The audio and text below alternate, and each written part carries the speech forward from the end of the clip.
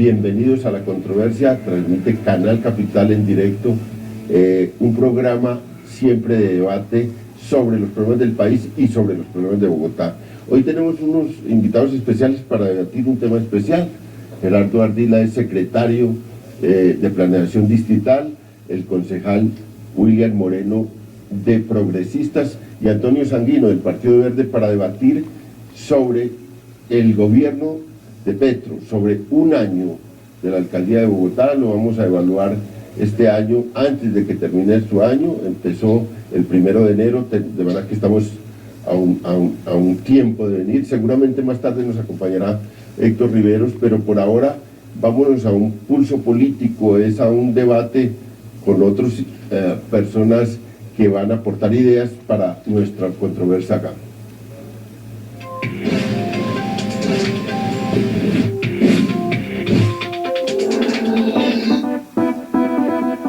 Es muy difícil llevar a cabo un balance real al alcalde mayor de Bogotá, Gustavo Petro Urrego, en su primer año, debido a que su plan de gobierno comienza a aplicarse a partir del 1 de enero de 2013 y en el periodo actual terminó de ejecutarse el de la administración de Samuel Moreno.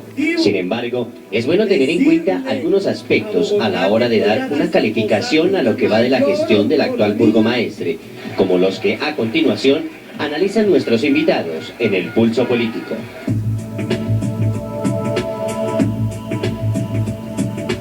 Las cifras del programa Bogotá Como Vamos hablan de una reducción de 21% en la tasa de homicidios.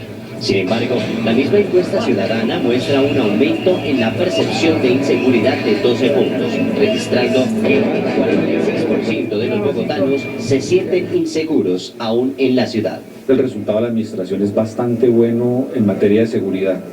Es evidente que las cifras sobre muertes violentas en la capital son positivas. En lo que tiene que ver con los años anteriores, pasamos de 24 homicidios por cada 100.000 habitantes a 16 homicidios por cada 100.000 habitantes. Sabemos que hay un problema con el hurto que se asocia con el tipo de hurto que suele ser altamente impactante. Y si eso se acompaña de una problemática que a nosotros nos preocupa especialmente, y es el hecho de que los medios de comunicación cada vez le dedican más tiempo a divulgar este tipo de situaciones, efectivamente eso tiene un efecto multiplicador en la sensación de inseguridad. No, le reconocemos el trabajo en materia de seguridad, el descenso en materia de homicidios es importante, aunque el tema de extorsión sigue siendo preocupante para muchos bogotanos. 1. Hemos mejorado en el combate a la pequeña delincuencia, la convivencia. 2. Hemos mejorado en los indicadores de seguridad. 3. Pero nos falta mucho por hacer aún en temas de crimen organizado. Entendemos que muy buena parte de la población del Bronx debe ser incluida. Y el que sea incluida significa que debemos implementar políticas sociales que permitan que esas personas ingresen a los circuitos económicos, sociales y culturales de la ciudad, que tengan un espacio, una oportunidad para desarrollarse y con eso sustraérselas a las garras de la delincuencia, que es donde han caído por falta de oportunidades.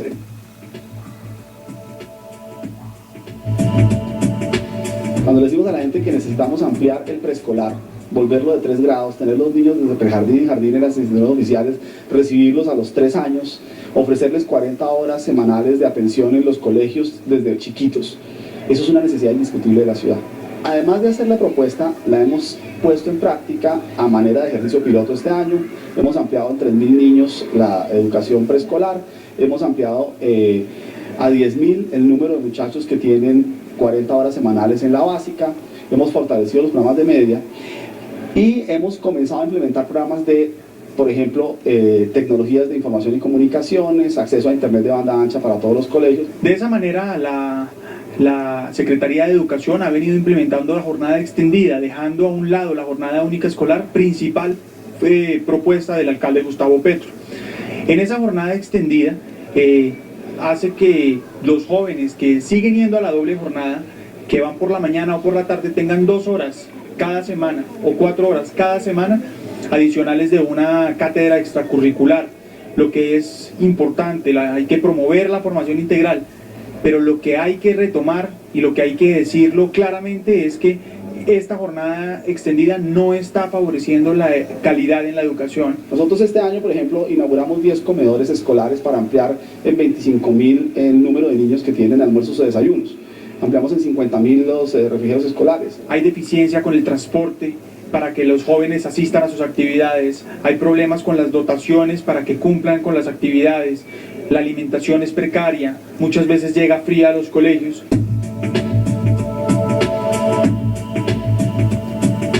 El manejo en el recaudo tributario sigue por buen camino.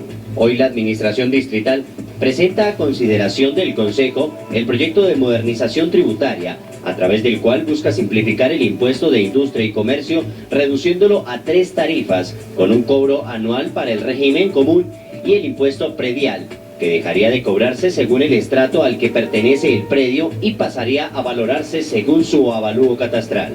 Si están pidiendo un cupo de endeudamiento por 4.3 billones y al 31 de octubre 4.1 billones estaban sin ejecutar, entonces lo que demuestra es que la administración no tiene la capacidad para ejecutar, no fue capaz de ejecutar el presupuesto del 2011, que hay como le digo, en ese porcentaje falta de ejecución, pues qué afán de pedir ya un cupo por 4.3 billones de pesos. Las finanzas de Bogotá están calificadas como pues una calificación AAA que se llama, pero pues no sé, yo creo que sí se verían afectadas si la misma administración reconoce que a partir del año 2013 hasta el 2016 podríamos tener un superávit primario negativo, precisamente yo creo, teniendo en cuenta si se aprobara ese cupo de endeudamiento por 4.3 billones de pesos.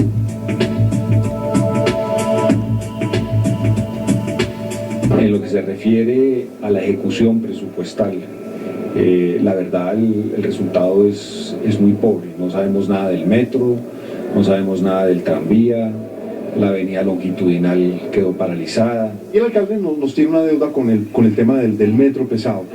Yo creo que si el alcalde viese las enormes posibilidades que esto implica para el futuro de la ciudad, se la juega el sistema integrado. Yo creo que la gran mayoría de los bogotanos no logramos, salimos a la calle, vemos unos buses azules y no sabemos exactamente esos buses para dónde van.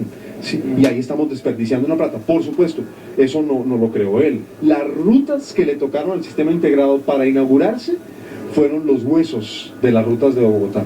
No le tocaron las rutas donde está el lomo. Le tocaban esas rutas por donde nadie va. Es necesario impulsar la bicicleta, pero la bicicleta es un componente. La bicicleta no puede ser el centro, la bicicleta es la alternativa para tramos más cortos. Y buena parte de Bogotá es premios de montaña, de categoría mundial, Tour de Francia y toda esa cosa. Así que, no, yo creo que es un componente. Me preocupa que en el caso de la bicicleta todos los recursos asignados a promoverla dependen del cupo de endeudamiento. Yo creo que la séptima es una vía ideal, por ejemplo, para unos buses eléctricos. Sería ideal esa vía, como otras vías de Bogotá, digamos, como la Boyacá, en fin, etcétera, etcétera, mientras, digamos, para el nuevo Transmilenio que fueran buses eléctricos, es decir, que no contaminasen, que fueran amables para la gente.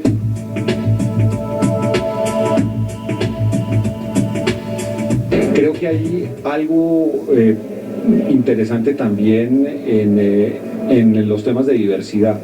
Sin duda la administración es abierta a la diversidad de todo tipo. Pues cosas positivas, por ejemplo el tema del agua, el mínimo vital para las personas de escasos ingresos, parece importantísimo eso. También el tema de las tarifas preferenciales en Transmilenio, una medida social. Y ahora lo del tema del aseo, que va a disminuir tarifas, y la inclusión de los recicladores me parece que son medidas de carácter social muy importantes.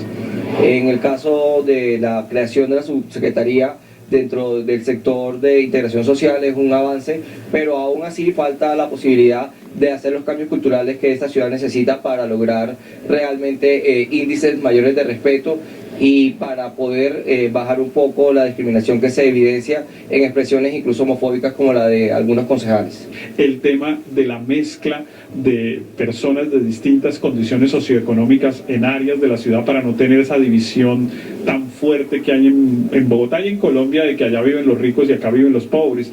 Ese, por ejemplo, es un elemento que es muy importante.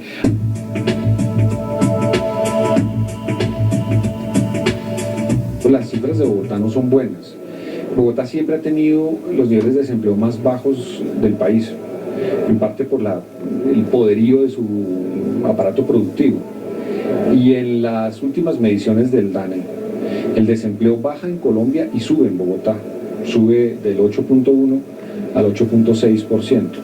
Entonces estamos perdiendo empleos en Bogotá, y eso se debe esencialmente a que la política distrital es poco favorable a la empresa, y hay una imagen de que el sector privado no es un buen socio en la generación de bienestar.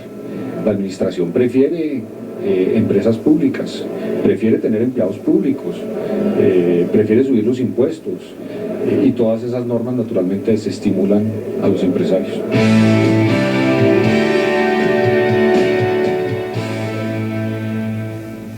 Estamos en La Controversia, transmite Canal Capital en directo, un debate sobre el primer año de la alcaldía de Gustavo Petro, y tenemos invitados especiales. Ya llegó Héctor Riveros, que pues secretario de gobierno de la ciudad, que conoce como nadie esta ciudad y que también tiene puntos de vista en una parte muy críticos de la administración. Pero bueno, le oí de ahí decir en esto como una cosa muy positiva. Vamos a hacer una primera aproximación a este año de gobierno del alcalde Petro, hablando de los aciertos y desaciertos. ¿Cuáles son para usted los aciertos principales y los desaciertos de Petro, Antonio Sanguino? Bueno, pues digamos, empecemos por los aciertos. En materia de entrega de subsidios, pues yo creo que esta administración ha sido especialmente virtuosa, ¿no? Amplió el subsidio del mínimo vital, que lo había empezado Clara López, hay que decirlo. Produjo una reducción generalizada de tarifas, ¿no? En estos casos generalmente se aconseja tarifa diferencial para sectores vulnerables y para poblaciones específicas, pero el alcalde decidió hacer una rebaja general de tarifas sin una renegociación de los contratos con los operadores de Transmilenio. Resultado neto de esa decisión, incremento del 12% de las utilidades de los operadores privados del Transmilenio, y afectar las finanzas del distrito pagando ese subsidio. Pero reconozcámosle que en materia de decretar subsidios el alcalde ha sido especialmente bueno, ¿no? Ahora anunció otros subsidios adicionales, en fin, pero registremos eso como un asunto positivo, que se parece mucho a la izquierda más bien del siglo XIX y del siglo XX, muy poco parecida a la izquierda del siglo XXI.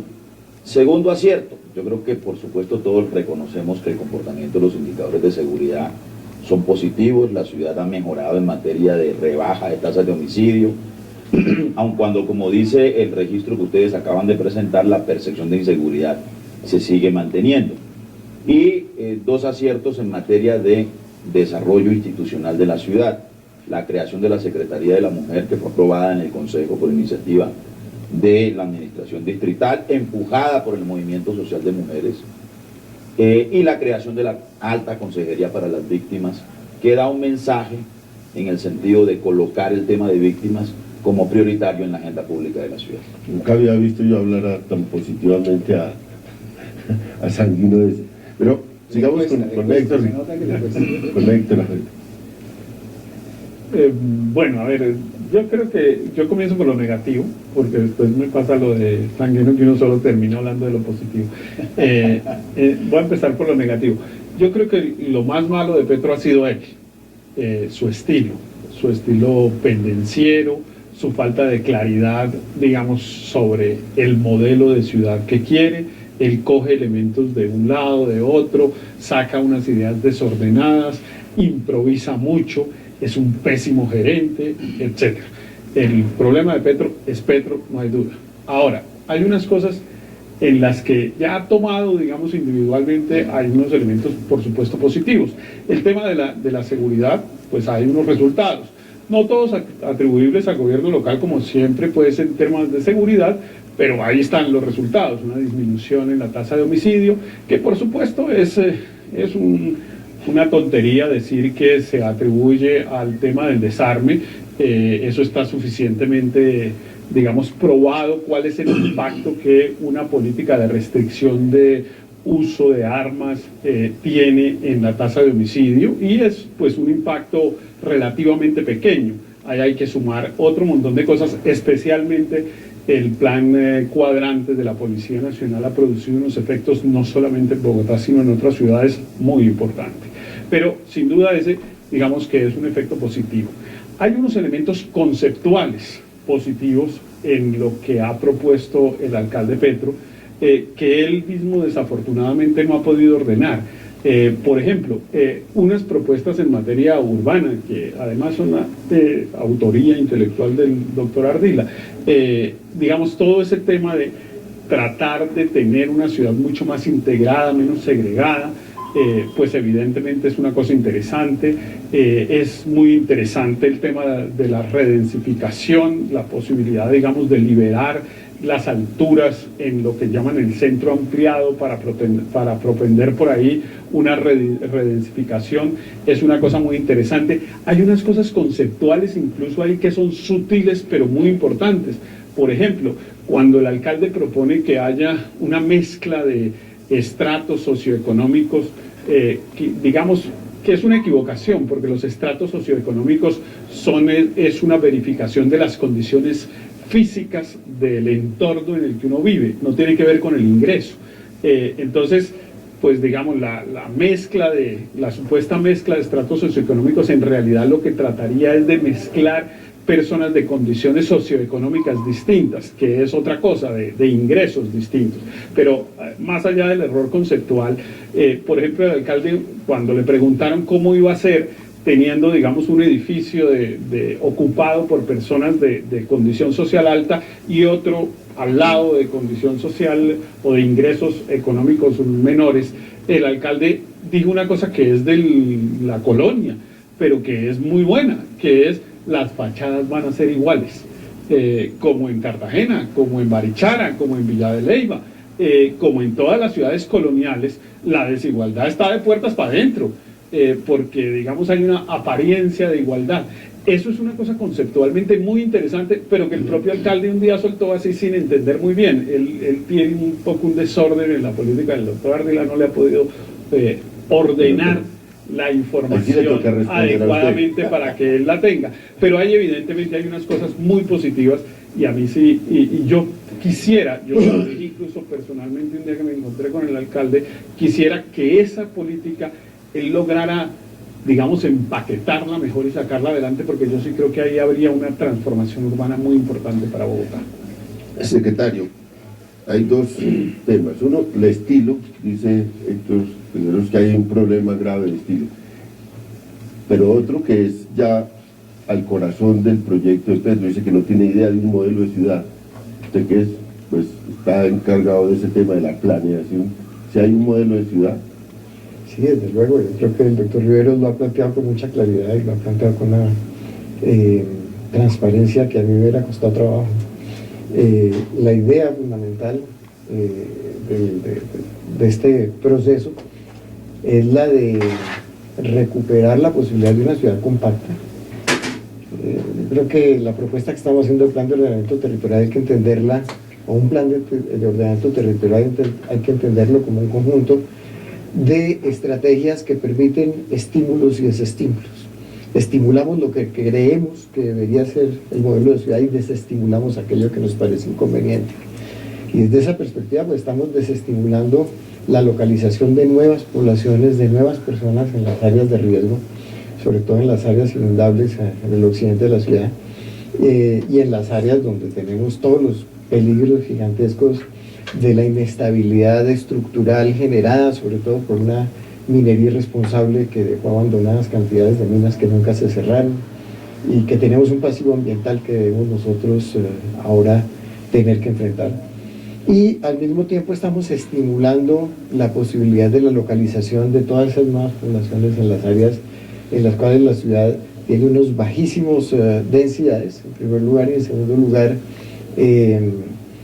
unos procesos de deterioro que es absolutamente necesario frenar y transformar para poder tener una ciudad mucho más amable y una ciudad en la que naturalmente, en la medida en que estemos viviendo en ella permanentemente, logremos disminuir la inseguridad, logremos disminuir las grandes distancias que hay que recorrer diariamente, generando unas posibilidades mucho más fáciles para la movilidad no motorizada, facilitando también desde luego la posibilidad de vida conjunta de personas con distinta capacidad de pago. Eso es lo que hemos venido planteando desde el principio. Pero bueno, eso son ideas, pero ya en este momento, este año, ¿qué se ha hecho de eso?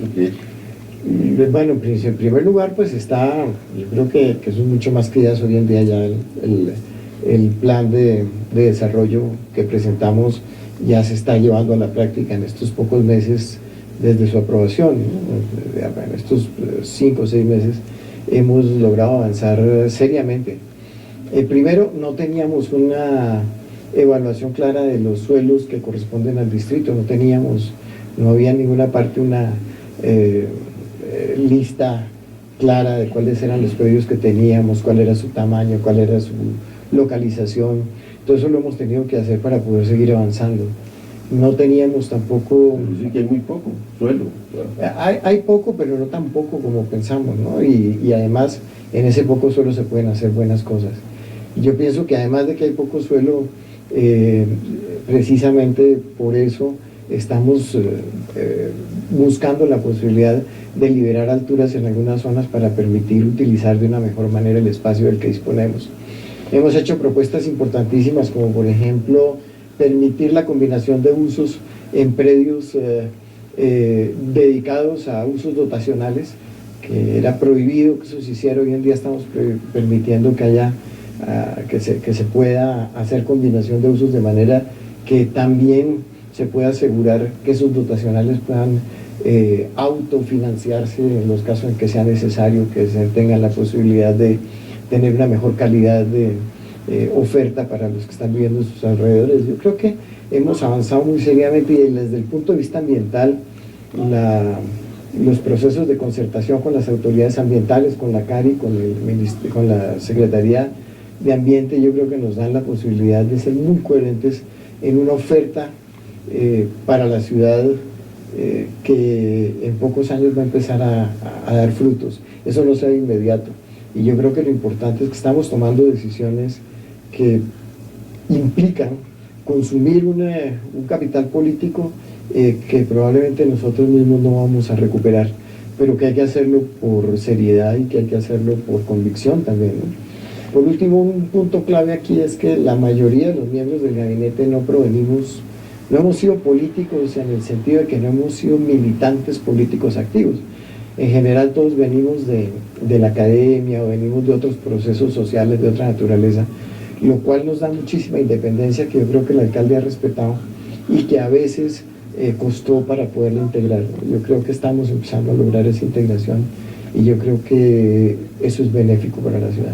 Concejal, ¿cómo en el punto de relaciones con el Consejo, que es una de las cosas sobre las cuales se ha debatido mucho, se dice que Petro ha fallado en este campo de las relaciones con el Consejo y ha tenido una confrontación muy dura con el Consejo? ¿Usted cómo ve desde el Consejo las relaciones? ¿Se ha acertado? ¿Qué cosas debía corregir Petro en ese camino? Hay que primero hacer una recapitulación de lo que era la relación de las administraciones pasadas con el Consejo, y a partir de ahí entender por qué la necesidad de hacer una ruptura en ese tipo de relaciones que ya venían dándose en las ciudades, afortunadamente. Un Consejo acostumbrado a negociar con la administración de turno para que los proyectos pudieran viabilizarse, y donde el colmo llegó en la administración pasada a que prácticamente los concejales tenían entidades enteras bajo su control. Pues por supuesto esta administración se monta sobre otros postulados que precisamente plantean romper esas lógicas de que el Consejo siga siendo un peaje de la viabilización de los proyectos de gestión de una administración. Eso ha generado unas tensiones, unas incomprensiones y unas dificultades en la viabilidad misma de los proyectos presentados por parte de la administración. pero creo que es una apuesta de fondo por cambiar también las costumbres políticas que ha venido desafortunadamente cabalgando en esta ciudad y donde es absolutamente necesario que el concejal asuma su puesto de control político y la administración la de su acción propia de administración. Los concejales están inconformes porque no le ha dado gabelas y puestos. Es lo que yo puedo concluir en este primer año, desafortunadamente. ¿Me permites una réplica? Y no estamos en el consejo, compañera Sanguín. No es que la réplica se usa. En ese sentido, y no se sienta aludido por estas insinuaciones que me faltaba. Porque es que quiero hacer una puntualización. Y él me interrumpe siempre donde estoy, porque precisamente este tipo de alusiones generan estas reacciones. Pero sí es necesario que cambiemos formas de hacer la política y de las relaciones de las corporaciones con las administraciones.